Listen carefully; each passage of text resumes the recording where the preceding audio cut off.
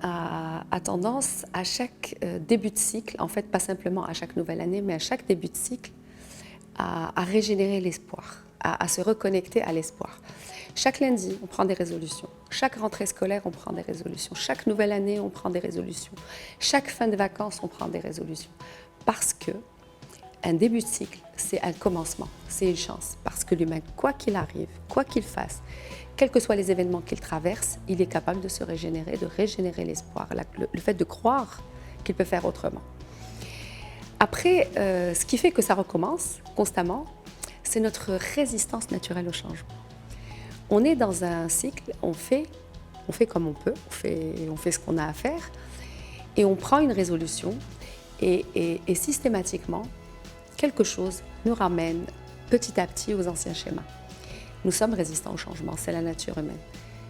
Chaque début de cycle nous permet de nouveau de renouveler les vies.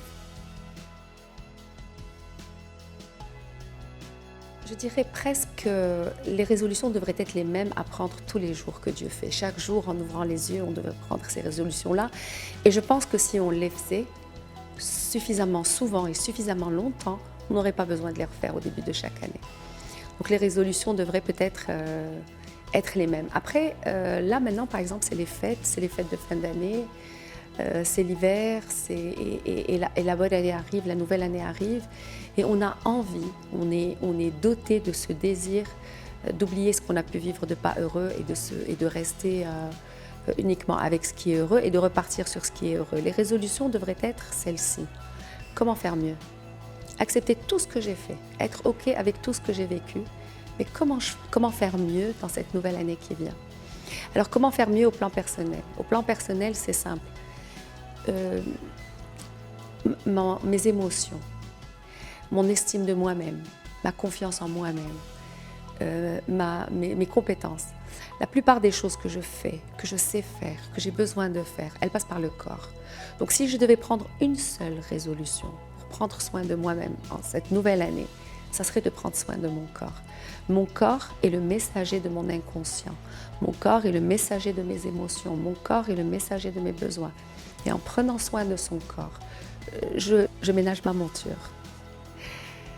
Sur un plan familial, je pense que si on devait prendre une seule résolution, mettre en place quelque chose pour une vie de famille harmonieuse, ce serait la communication.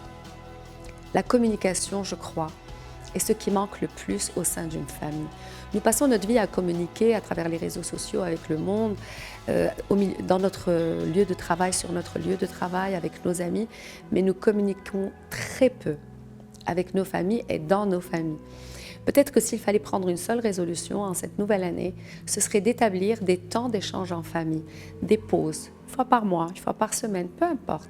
Ce serait quelque chose, une date consensuelle, décidée par toute la famille, où on pourrait se mettre ensemble autour d'une table, simplement pour se donner du feedback, simplement pour réfléchir sur ce qu'on a fait, comment on l'a fait et comment on pourrait le faire autrement. Sur le plan professionnel, évidemment, il y a plein de résolutions à prendre en début d'année sur le plan professionnel, mais s'il fallait en garder une seule, ça serait comment rendre son lieu de travail le plus agréable possible. Alors, qu'est-ce qui fait qu'un lieu est agréable? Qu'est-ce qui fait qu'un endroit est agréable? C'est le lien que je peux y construire avec l'humain. Un lieu, vous pouvez avoir le lieu le plus beau, le plus merveilleux, le plus accueillant, le plus rémunérateur du monde.